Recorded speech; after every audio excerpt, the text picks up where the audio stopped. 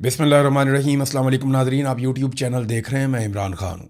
नाज़रीन, जब स्विट्ज़रलैंड में मुज़ाकरात हो रहे हैं, पाकिस्तान वहाँ पे मौजूद है, अमेरिका है, कतर है और ईरान की क़यादत भी वहाँ पे मौजूद है। तो उस वक्त जंग दोबारा होते होते बची है। वजह यह है कि ईरान में शदीद इज़्तिराब था, जो इसराइल ने हमले तेज़ कर दिए लबनान पे, और इसराइल ने जंग बंदी के हवाले से वायलेशन की है। बल्कि वो मुकर गए कि ये हमारी तरफ से जंग बंदी नहीं, हम लड़ाई करेंगे हिजबुल्लाह के साथ, और वो वहाँ लबनान पे लगातार अटैक कर रहे हैं। अब ईरान के अंदर काफ़ी इज़्तिराब था, बहुत गुस्सा था, वो वापस जवाब देने की तैयारी कर रहे थे। उस वक्त कतर और पाकिस्तान मुतहर्रिक हुए। अमेरिका ने पाकिस्तान के ज़रिए और कतर के ज़रिए ईरान से दरख्वास्त की कि आप अभी सब्र का मुजाहरा करें, हम इसराइल को रोकते हैं। अब ये अमेरिका की रिस्पॉन्सिबिलिटी है कि वो इसराइल को रोके, और वो किस हद तक रोक सकता है इसके बारे में भी कुछ कहा नहीं जा सकता, क्योंकि इसराइल में बहुत गुस्सा है और वो अमेरिकन को अब जिम्मेदार ठहराना शुरू हो गए हैं अपनी इस शिकस्त के लिए। शिकस्त मैं इसलिए नहीं कह रहा कि मुझे इसराइल और ईरान में से इसराइल बुरा लगता है या मुझे लगता है कि उन्होंने जुल्म किया या उन्होंने एग्रेशन की, ये बात नहीं है। ये अब खुद इसराइली भी कह रहे हैं। इसराइल के अंदर एक सर्वे हुआ है और एक हैरान कुन सर्वे है। उसकी रिपोर्ट के मुताबिक 92%, 92% इसराइली शहरी ये समझते हैं कि ईरान इस जंग का फातेह है।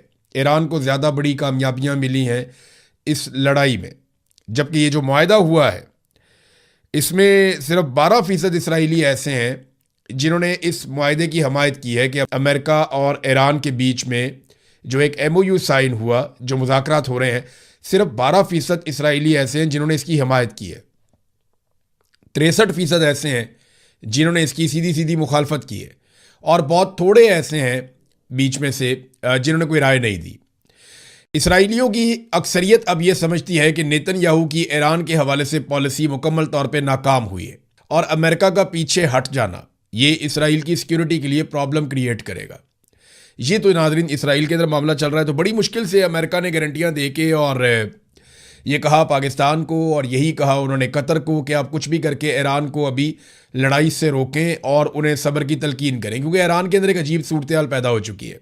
ईरान की जो सियासी क़यादत है, जिसमें कालीबाफ और नाम लिया जाता है इराक़ची का, ये और इनके हमायती वो ये सोचते हैं कि हमें मुज़ाकरात में जाना चाहिए और ईरान को मज़ीद जंग नहीं करनी चाहिए।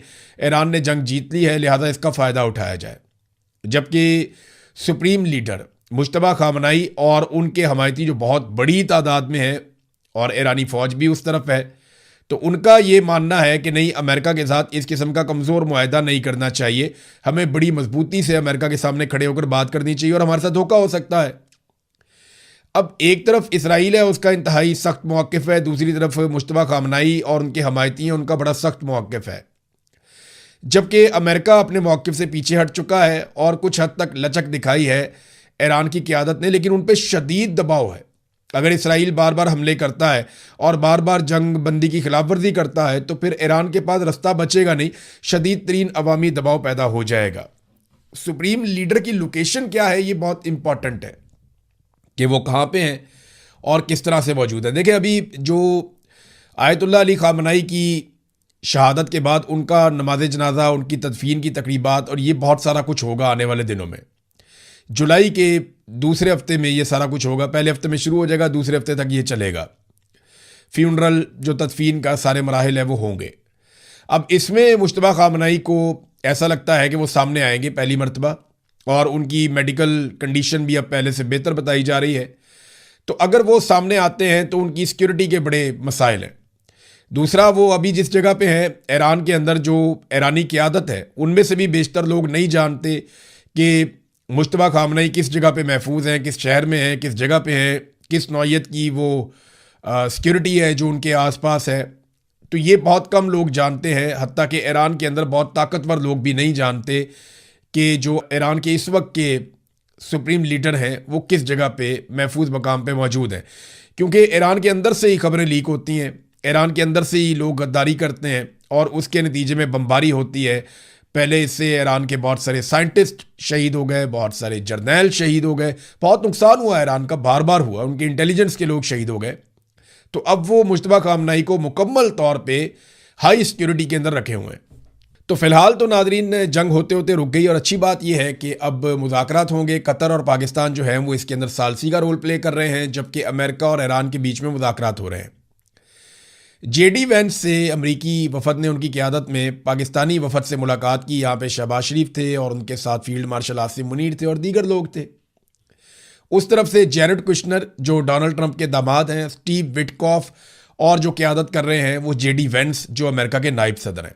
अमरीकी नायब सदर ने फील्ड मार्शल आसिम मुनीर का शुक्रिया अदा किया और शुक्रिया अदा करते हुए कहा कि आपने जो हमारे लिए किया उसके लिए बहुत शुक्रिया और ये आप ही कर सकते थे। तो ये बात बिल्कुल उनकी दुरुस्त है कि फील्ड मार्शल आसिम मुनीर ने अमरीकी मफाद के लिए बहुत ज़ोर लगाया।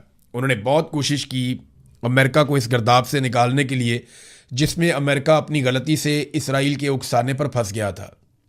तो अमेरिका को इस सारी सूरत हाल से और इस दलदल से निकालने के लिए फील्ड मार्शल आसिम मुनीर साहब ने भरपूर जद्दोजहद की है। ये बात सबको तस्लीम करनी चाहिए और अमेरिका के लिए वो हर हद तक गए हैं। डोनाल्ड ट्रंप को कई मौक़ों पर जो फेस सेविंग मिली वो फील्ड मार्शल आसिम मुनीर ने दी है। शहबाज शरीफ से दिलवाई, बेशक पाकिस्तान का नाम इस्तेमाल हुआ, लेकिन फील्ड मार्शल आसिम मुनीर ने ना सिर्फ बार बार डोनाल्ड ट्रंप को फेस सेविंग दिलवाई बल्कि अमेरिका को इस गर्दाब से निकालने के लिए उन्होंने अपनी पूरी जद्दोजहद की और पाकिस्तान के जितने ताल्लुकात थे ईरान के साथ 70 साल या उसके साथ एक हमारी हमसायगी है, वो एक बरादर इस्लामी मुल्क है, उनको इस्तेमाल किया किसी तरह भी अमेरिका को इस डिफ़िकल्ट सिचुएशन से निकालने के लिए। तो अभी अमेरिका पूरी तरह से निकला नहीं है क्योंकि इसराइल अमेरिका को किसी भी वक्त इस मामले में मुकम्मल तौर पे दोबारा फंसा सकता है। तो अब ये अमेरिकन पे डिपेंड करता है कि वो किस तरीके से इसराइल को रोक कर रखते हैं और अगर इसराइल बाज नहीं आता तो फिर इसराइल और ईरान दोनों को आपस में दो दो हाथ कर लेने दें। मेरी गारंटी है कि 2-4 दिन के अंदर इसराइल हमेशा के लिए बाज आ जाएगा। अब नाजरीन, फील्ड मार्शल आसिम मुनीर साहब ने यह एपिसोड तो कर दिया, लेकिन अब थोड़ा सा वक्त निकालें और भारत का सांस बंद करें। आपको वो स्टेटमेंट याद ना, ये जरा दोबारा सुन लें आप, DGISPR का, ये सुने आप। हिंदुस्तान का मोदी कहता है कि हम तुम्हारा पानी बंद कर देंगे, तुम हमारा पानी बंद कर दोगे, हम तुम्हारा सांस बंद कर देंगे। जी, आपने सुना कि फील्ड मार्शल के जो DGISPR है वो क्या कह रहे हैं कि तुम हमारा पानी बंद करोगे, हम तुम्हारा सांस बंद कर देंगे। तो ज़रा भारत का सांस बंद कर दें मेहरबानी करके, क्योंकि भारत ने हमारा पानी रोक लिया और लगातार पानी रोक रहा है। ये इंटरनेशनल प्लेयर्स जो हैं ये एक दूसरे के साथ मफाद की लड़ाई लड़ते रहेंगे, इनकी जंगें चलती भी रहेंगी और सुलह भी होती रहेगी। आप उसमें रोल प्ले कर रहे हैं, बड़ी अच्छी बात है, लेकिन जो असल काम है, जो ड्यूटी है आपकी, जिसके लिए पाकिस्तानी कौम आपको तनख्वाह देती है, वो काम करें प्लीज़। हमारा पानी भारत से छुड़ा कर दें, हमारे पानी पे कब्जा हो गया। राणा सनाउल्लाह को बयान दिए हुए लगभग 48 घंटे हो गए हैं, 2 दिन हो गए, लेकिन अभी तक इंडिया से पानी छुड़वाने का अमल शुरू नहीं हुआ। राणा सनाउल्लाह ने कैटेगोरिकली कहा कि ये खबर 100% नहीं बल्कि 110% दुरुस्त है कि भारत ने हमारा पानी रोक दिया और भारत हमारे पानी पे कब्जा कर चुका है और वो जब चाहेगा पाकिस्तान को खुश्क साली का शिकार कर देगा और जब चाहेगा पाकिस्तान को सैलाब के अंदर डबो देगा। तो ये बड़ी ज़्यादती है। तो एक तो अब फील्ड मार्शल साहब को टाइम निकाल के थोड़ा पाकिस्तान पे और पाकिस्तान के वसाइल पे तवज्जो देनी चाहिए जो भारत छीन रहा है, जो उनकी प्राइम ड्यूटी है। नादरीन, बलूचिस्तान के अंदर जो है वो एक अजीबोगरीब सूरत हाल पैदा हो गई मारंग बलूच के हवाले से और उनके साथ जो दीगर लोग इस वक्त गिरफ्तार हैं और उन्हें जेल के अंदर रखा गया है। पहले उनके ऊपर ट्रायल हो रहा था, उनको अदालत में लाया जाता था, फिर बाद में सिस्टम डर गया और उन्हें अदालत में लाना बंद कर दिया। अब इससे पूरी दुनिया में तासुर क्या जा रहा है? तासुर ये जा रहा है कि मारंग बलोच को अगर कोयटा में सिक्योरिटी नहीं दी जा सकती तो ये कैसे दावा कर सकते हैं कि बलूचिस्तान में अमनो अमान है। बलूचिस्तान में अमनो अमान की सूरत हाल का अंदाज़ा आप यहाँ से कर लेंगे। एक निहत्ती खातून है, एक अकेली लड़की, उसको अदालत में पेश नहीं कर सकते, हालांकि थोड़ा सा फासला है, उसको निकालें और निकाल कर अदालत में लाकर पेश करें। लेकिन बहादुरी का लेवल ये है कि एक लड़की को अदालत में पेश करने से डरते हैं। तो डॉक्टर मारंग बलोच जो है उनका पहले जेल ट्रायल शुरू किया गया और अब एक नया ट्रायल शुरू किया गया है जिसे फेसलेस ट्रायल कहते हैं। मारंग बलोच की बहन ने इसके ऊपर बड़ी आवाज़ उठाई है, लोग बार बार एहतजाज करते हैं। फेसलेस ट्रायल क्या होता है? उन्होंने ये बताया मीडिया को कि ना जज का पता है, ना प्रोसिक्यूटर का पता है कि वो कौन है, और ना गवाह का पता चलेगा कि वो कौन है और उसने क्या गवाही दी है। तो इस तरीके से ये केस चलाया जाएगा, ये फेसलेस ट्रायल कहलाता है। ऐसे ट्रायल की ज़रूरत क्या है क्योंकि कोई भी जज सामने आकर इतना बड़ा जुल्म करना नहीं चाहता। अब ऐसा लगता है कि पीर वाले दिन मारंग बलोच को मुकम्मल तौर पे कुछ सज़ा सुना दी जाएगी और उनको जेल के अंदर पक्का पक्का बंद कर दिया जाएगा, क्योंकि निज़ाम अब इस मामले पे तुल गया है कि वो एक लड़की का सामना नहीं कर सकता। यानी इतने सारे बंदूकों वाले हैं, आपके पास सरकार है, हुकूमत है, सारा कुछ है, एक निहत्ती लड़की है, आप उसका सामना नहीं कर सकते। वो अदालत में आती है, आप फिर डरते हैं उससे। उसको आपने कहा जी हम जेल के अंदर इसका ट्रायल करेंगे, फिर आपने कहा जी हम इसका फेसलेस ट्रायल करेंगे, और अब उसका वकील जो है और उन्होंने बाइकआउट कर दिया। उन्होंने कहा जी ये तो हमारे जो फेयर ट्रायल का हमारा राइट है वो हमसे छीना जा रहा है।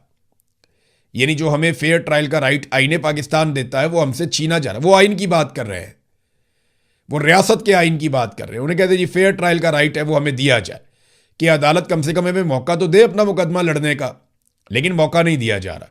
अब फेसलेस ट्रायल के खिलाफ उन्होंने वहां पे धरना दे दिया जेल के अंदर, मारंग बलोच ने और उनके साथियों ने। अब वो जो धरना है उसके बाद बाहर आते हैं लोग, वो भी एहतजाज करते हैं, उनकी फैमिली, बाकी लोग आते हैं, वो भी एहतजाज करते हैं बलूचिस्तान के अंदर कि जनाब आप ज्यादती कर रहे हैं इन लोगों के साथ। उन्होंने ये केस प्रेजेंट करने से इनकार कर दिया, उनके लॉयर भी बाहर हो गए। तो अब हुकूमत ने अपनी तरफ से एक वकील शामिल कर दिया है, और ये जो वकील शामिल किया गया है ये जनाब पाकिस्तान तहरीक इंसाफ का ILF का साबिक सदर है बलूचिस्तान का। अब आप अंदाज़ा करें कि ये सूरत हाल है कि PTI का जो सदर है इकबाल शाह इसका नाम है, और अब ये मुकदमा लड़ रहा है। तो जो मारंग बलोच के साथी हैं उन्होंने राब्ता किया पाकिस्तान तहरीक इंसाफ से, जी ये क्या ज़्यादती है। एक तरफ आप ये कहते हैं कि आप हमारे कॉज को सपोर्ट कर रहे हैं, जो हम पुरअमन जिद्दोजहद कर रहे हैं बलूचिस्तान में अमन के लिए, जबरी गुमशुदगियों के खिलाफ हम आवाज़ उठा रहे हैं, इंसानी हकूक़ के लिए। आप कहते हैं जी आप कॉज को सपोर्ट करते हैं, और ऊपर से आपका जो वकील है इकबाल शाह, जो आपका साबिक सदर रहा है, ये मुकदमा लड़ रहा है जाके सरकार की तरफ से मारंग बलोच का वकील बन के। मारंग बलोच ने इसको वकील नहीं बनाया, मारंग बलोच ने अपने वकील को कहा कि तुमने मेरा केस नहीं लड़ना, ये ज्यादती और जुल्म है। तो रियासत ने क्या किया, ये जो इकबाल शाह साहब हैं, जिनकी इमरान खान साहब के साथ ये फोटो भी आप देख लें, ये ILF के साबिक सदर भी रहे हैं वहाँ बलूचिस्तान में, और ये बारशार के इलेक्शन भी पाकिस्तान तहरीक इंसाफ के वोटों की बुनियाद के ऊपर क्लेम करते हैं। अब ये जो इकबाल शाह साहब हैं ये वहाँ पे रिप्रेजेंट करेंगे मारंग बलोच को उनकी मर्जी के खिलाफ। तो पीर वाले दिन मारंग बलोच को फिक्स करने का फैसला किया गया है, और रियासत ने जनाब पसंद किया इन्हें। अब पाकिस्तान तहरीक इंसाफ ने इस पर सफाई ये दी है, जो उनका वकला का विंग है, कि जनाब हमारा इससे कोई ताल्लुक नहीं है, हमारा कोई भी वकील जो हमारी तंजीम का सदर है या ओहदेदार है वो ये मुकदमा नहीं लेगा। कोई पर्सनल कैपेसिटी में लेना चाहे तो वो ले सकता है। तो ये तो कंडेम करना चाहिए था, बल्कि डिसओन करना चाहिए था पाकिस्तान तहरीक इंसाफ को, कि हमारी पॉलिसी के खिलाफ अगर ये वकील जा रहा है तो फिर इसका हमारी तंजीम के साथ किसी किस्म का कोई ताल्लुक नहीं है। लेकिन पैसा और इख्तियार बड़ी चीज़ है, लोगों से बड़े बड़े काम करवा लेता है। मारंग बलोच आवाज़ उठा रही है अपने लोगों के लिए, उसे किस बात का लालच है। वो जेल के अंदर बैठी हुई है, तकलीफ बर्दाश्त कर रही है, उसके साथी तकालीफ बर्दाश्त कर रहे हैं, पूरा ख़ानदान उन्होंने तबाह करवा लिया है, बहुत सारे लोगों की मसकशुदा लाशें मिली हैं, बेशुमार लोग जो है वो जबरी तौर पे गुमशुदा किए गए हैं। अब वो इंसानी हकूक़ के लिए, बलूचिस्तान के हकूक़ के लिए आवाज़ उठाती है तो ताकतवर लोग डर जाते हैं, और एक लड़की का सामना करने की बजाय इतने बुज़दिल हैं कि उसको उठाकर जेल के अंदर बंद कर दिया। नाज़रीन, एस्टेब्लिशमेंट अपने बिल की हमायत में खुद सामने आ गई है। यानी ये जो इन्होंने बिल पेश किया था ना, कि जिसके घर के अंदर मर्जी जाके टावर ठोक दें आप, जिधर मर्जी आप कब्जा करके आप अपनी तारें बिछा लें, तो ये एक अजीबोगरीब किस्म का जो बिल लाया गया था PMLN की शज़ा फातिमा की जानिब से, जो ख्वाजा आसिफ की भांजी हैं, उनकी जानिब से जो लाया गया, अजीबोगरीब काम किया गया। कोई भी इसको डिफेंड नहीं कर पा रहा। तो मिलिट्री एस्टेब्लिशमेंट के जो अपने सोशल मीडिया, काला चैनल वगैरह इस किस्म के जो लोग हैं, ये मैदान में आ गए और इन्होंने डिफेंड करना शुरू कर दिया इस बिल को, कि जनाब ये तो बिल ही बहुत अच्छा है, इसमें तो कमाल काम हो रहा है। यानी पूरे पाकिस्तान में कोई भी जी शऊर आदमी इस भोंडी हरकत को डिफेंड नहीं कर पा रहा, लेकिन मिलिट्री एस्टेब्लिशमेंट के जो अपने सोशल मीडिया के वर्कर्स और चैनल्स हैं, काला चैनल समेत, वो अब इसके दिफा में सामने आ गए हैं। तो खुलकर वो ये चाहते हैं कि कंट्रोल उनका होना चाहिए, और उनका रिटायर्ड जर्नैल जो बैठा हुआ है PTA के ऊपर, उसके बाद ये इख्तियार होना चाहिए कि वो कंपनियों के ज़रिए से जिस मर्जी आदमी की प्रॉपर्टी के अंदर बढ़ जाए, और जो घुसने की इजाज़त ना दे उसके ऊपर जनाब जुर्माना भी कर दिया जाए, करोड़ों रुपए का, उसको उठाकर जेल के अंदर भी बंद कर दिया जाए। ख्वाजा आसिफ साहब की नाज़रीन वक्तन फ़वक्तन गैरत जागती है। यानी अभी उन्होंने वीगो डालों के ऊपर अटैक कर दिया। ख्वाजा आसिफ ने कहा जी ये क्या बेहूदगी है, ये वीको डाले यहाँ फिरते हैं वहाँ फिरते हैं, ये कल्चर ठीक नहीं है। फिर वो बता रहे थे अरकान असम्बली को और नए वज़रा को कि आदाब क्या होते हैं, और उन्हें ये बता रहे थे कि जनाब इखलाकियात क्या होती हैं। तो ख्वाजा आसिफ साहब ने इखलाकियात के लिए आवाज़ उठाई। ये वो शख्स है जो उस वक्त नहीं बोला जब नकाब पोश इसी ऐवान के अंदर कौमी असम्बली में दाखिल हो गए थे। ये तब भी नहीं बोला जब प्रोडक्शन ऑर्डर को बूटों के नीचे रौंदा जा रहा था। ये तब भी नहीं बोला जब रेहाना डार का मैंडेट छीन कर फार्म 47 की सूरत में इसके हाथ में थमा दिया गया और ये कौमी असम्बली पहुंच गया, तब भी नहीं बोला। इनकी इखलाकियात जो है ना बड़ी सेलेक्टिव है, जैसे बिलावल की गैरत बड़ी सेलेक्टिव है। जो आज मारंग बलोच के साथ हो रहा है, अगर ये आसिफा जरदारी के साथ हो तो बिलावल की चांगड़ें आप सुनेंगे वो आसमानों तक जाएंगी। फिर ये कहेगा कितने बेगैरत हो आप। ये तब ये बात करता है जब इसकी फुप्पो उठाई जाती है करप्शन में, लेकिन जब मारंग बलोच बेगुनाह उठाई जाती है तब ये नहीं बोलता। और ये दावेदार है कि मैं लीडर हूं। इस तरह के लीडर नहीं होते, ये फीडर से ही लीडर है। यानी ये अपने घर में बैठा हुआ था, फीडर इसके मुंह में था और इसको लीडर बना दिया था। तो ऐसे तो नहीं होता, ना ऐसे मुल्क चलते हैं। और स्टैब्लिशमेंट को ऐसे लोग इसलिए प्यारे लगते हैं कि ये छुप छुप के जूते पॉलिश करते हैं। कई लोग सामने आकर करते हैं, कई लोग छुप छुप के जूते पॉलिश करते हैं। और इनका जूते पॉलिश करने का फैमिली का रिकॉर्ड बड़ा कमाल है। इनके नाना से शुरू है, यानी वो डैडी कहते थे अयूब खान को, फिर वो इनकलाबी बन गए, बड़ी अच्छी बात है, उन्होंने कुर्बानी दी और अपने सारे दाग धो दिए। बेनज़ीर भुट्टो ने अपनी शहादत तक अपने सारे दाग धो दिए, लेकिन ये बाप बेटे ने पीपल्स पार्टी में जितने दाग लगा दिए हैं ना, ब्रूट मेजॉरिटी से लेकर एस्टेब्लिशमेंट के हाथ मजबूत करने तक, ये दाग अब नहीं धुलने। ये इनके चेहरों के ऊपर ये कालक मली गई है और ये हमेशा रहेगी। और इनकी हरकतों और इनकी सहूलतकारी की वजह से आज पाकिस्तान यहाँ पहुँच गया है कि पाकिस्तान में गैर मुल्की सरमायाकारी की अब क्या सूरत हाल है, ये ज़रा आप खबर देखें। खबर तो डिफरेंट अलग अलग न्यूज़ चैनल पे आई है, लेकिन इसमें जो किस्मत खान साहब हैं उन्होंने बड़ी ज़बरदस्त रिपोर्टिंग की है। पाकिस्तान में की जाने वाली गैर मुल्की सरमायाकारी में हर बरस कमी हो रही है। ऐसा नहीं है कि इमरान खान के दौर के बाद से अब कमी हुई, नहीं, हर साल कम होती है, फिर उसके मुकाबले में अगले साल कम होती है, फिर उसके मुकाबले में अगले साल कम होती है, फिर उसके मुकाबले में अगले साल कम होती है। ये जो पिछले साल 2024-25 वाला मामला था या 25-26 वाला मामला था, हाँ, क्योंकि 26 अब आ गया ना, तो पिछले साल का जो बजट था, इस दौरान पाकिस्तान में 1.56 अरब डॉलर यानी 156 करोड़ डॉलर की सरमायाकारी आई थी गैर मुल्की। लेकिन इस साल कितनी गैर मुल्की सरमायाकारी आई है, ये 47 करोड़ 76 लाख डॉलर रही है, आधी से भी आधी, यानी 33% लगभग रही है पिछले साल के मुकाबले में। यानी पिछले साल के मुकाबले में 3 गुना कम सरमायाकारी हुई है इस साल। पिछले साल उससे पिछले साल के मुकाबले में कम हुई, उससे पिछले साल मजीद कम हुई। तो ये लगातार हम नीचे की तरफ जा रहे हैं। इस तरह पाकिस्तान में सरमायाकारी कम होती चली जा रही है, होती चली जा रही है। ये BBC की एक खबर आप देखें कि सिर्फ ये गुज़िश्ता जो माली साल है, इसमें पिछले चंद महीनों के दौरान पाकिस्तान से जो गैर मुल्की सरमायाकार हैं उन्होंने 73 करोड़ 60 लाख डॉलर्स निकाल लिए हैं। बाहर से जो सरमायाकारी आई वो 47 करोड़ डॉलर आई है। पाकिस्तान से जो निकल गई वो लगभग 74 करोड़ डॉलर है। जितनी आई उससे दुगनी लगभग निकल गई। ये है पाकिस्तान के अंदर इस वक्त सरमायाकारी की सूरत हाल। ये पाकिस्तान के साथ कर दिया इस टोले ने, पीपल्स पार्टी ने और PMLN ने, इन दोनों ने मिलकर। नादरीन, असद उमर साहब ने एक ट्वीट किया और सज़ाओं के हवाले से बताया। मैं चाहूँगा मैं ज़रूर आपको वो ट्वीट पढ़ के सुनाऊँ जो यास्मीन राशिद साहिबा के साथ, उमर चीमा साहब के साथ, महमूदुर रशीद साहब के साथ और एजाज चौधरी साहब के साथ हुआ। उन्होंने कहा जी एक ऐसे मुकदमे में यास्मीन राशिद, एजाज चौधरी, महमूदुर रशीद और उमर चीमा को सज़ा सुना दी गई जो जिस वाक़े का मुकदमा था उस दिन ये चारों पहले ही गिरफ्तार होकर जेल में मौजूद थे। यानी जिस दिन मुकदमा हुआ, जिस वाक़े के ऊपर यह मुकदमा हुआ, जब वो वाक़या हो रहा था तो असद उमर साहब बता रहे हैं कि ये सारे उस दिन जेल में थे। अंदाज़ा करें आप। और ये जेल के अंदर से तफ्तीशी ने कहा मेरे पास इनके खिलाफ कोई सबूत नहीं है, लेकिन फिर भी इन्हें सज़ा दे दी गई। अदर मशवानी साहब ने अब बताया कि इनको टोटल सज़ाएं हुई कितनी है। ये 17 साल की सज़ाएं मिला करना अब तक दी गई झूठी सज़ाएं डॉक्टर यास्मीन राशिद को और सेनेटर एजाज चौधरी को और उमर सरफराज चीमा को, इन तीनों को अब तक 280 साल की सज़ा सुनाई जा चुकी है। तीनों को, 280 एक को, 280 दूसरे को, 280 तीसरे को। और मियां महमूद रशीद साहब को अदर मशवानी साहब के बकौल जो टोटल सज़ा अब तक हुई है वो 268 साल हुई है।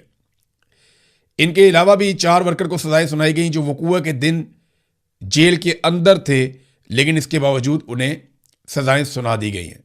ये नाजरीन पाकिस्तान के अंदर सूरत हाल है। यानी आपको हैरत नहीं होती कि एक बंदा जेल के अंदर है, बाहर वकूआ होता है, उसको जेल के अंदर सजा हो जाती है कि जनाब तुमने ये किया वकूआ, और उसको सजा सुना दी जाती है।